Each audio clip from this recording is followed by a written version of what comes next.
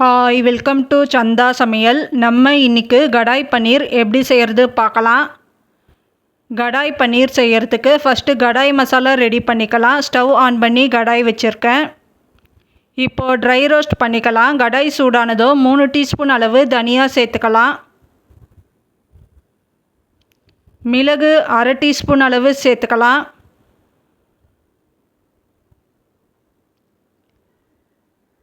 ஜீரகம் 1 டீஸ்பூன் அளவு சேர்த்துக்கலாம். சோம்பு அரை டீஸ்பூன் சேர்த்துக்கலாம். 5 காஞ்ச மிளகா சேர்த்துக்கலாம். இப்போது இதெல்லாம் செவக்கணும். லோ ஃப்ளேமில் வச்சு வறுத்துக்கலாம்.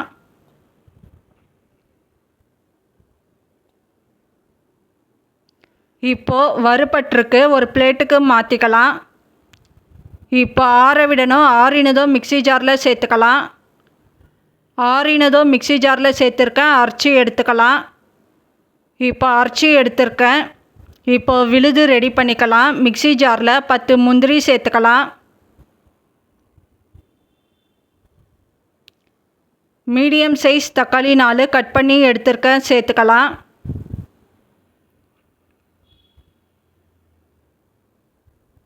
இப்போ அரைச்சி எடுத்துக்கலாம். இப்போ அரைச்சி எடுத்துருக்கேன். கடாய் சூடானதோ 1 டீஸ்பூன் பட்டர் சேர்த்துக்கலாம். 2 டீஸ்பூன் எண்ணெய் சேர்த்துக்கலாம்.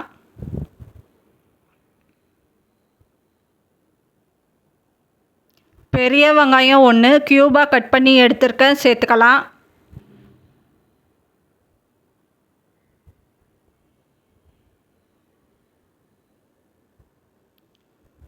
கொடை மிளகா 1 கட் பண்ணி எடுத்துருக்கேன், சேர்த்துக்கலாம்.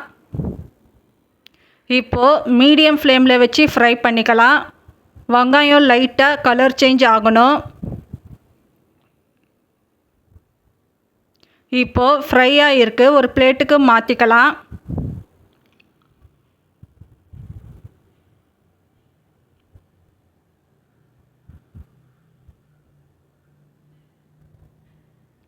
ஒரு டீஸ்பூன் பட்டர் சேர்த்துக்கலாம். 400 கிராம் அளவு பன்னீர் எடுத்துருக்கேன், சேர்த்துக்கலாம். மீடியம் ஃப்ளேமில் வச்சு ஃப்ரை பண்ணிக்கலாம்.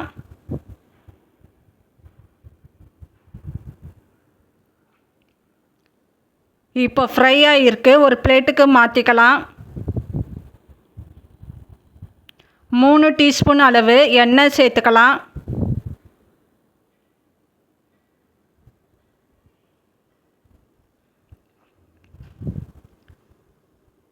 மீடியம் சைஸ் வெங்காயம் 2 பொடியாக கட் பண்ணி எடுத்துருக்கேன், சேர்த்துக்கலாம்.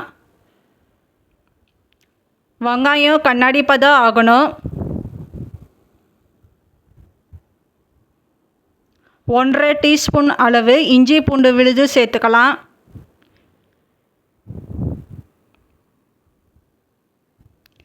இஞ்சி பூண்டு விழுது பச்சை ஸ்மெல் போகணும்.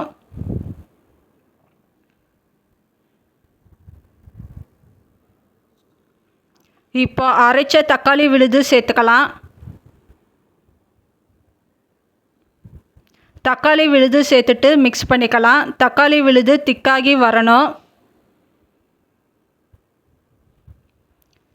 2 டீஸ்பூன் அளவு காஷ்மீரி மிளகாய்த்தூள் சேர்த்துக்கலாம். மஞ்சத்தூள் அரை டீஸ்பூன் சேர்த்துக்கலாம். உப்பு தேவையான அளவு சேர்த்துக்கலாம். உப்பு சேர்த்துட்டு நல்லா மிக்ஸ் பண்ணிக்கலாம்.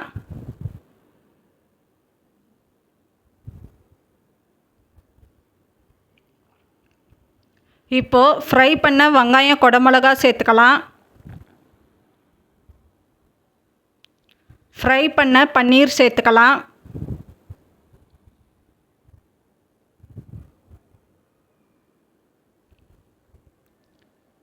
இப்போது தண்ணி சேர்த்துக்கலாம். ஃப்ரெஷ் க்ரீம் 1 டீஸ்பூன் அளவு சேர்த்துக்கலாம். ஃப்ரெஷ் க்ரீம் சேர்த்துட்டு நல்லா மிக்ஸ் பண்ணிக்கலாம்.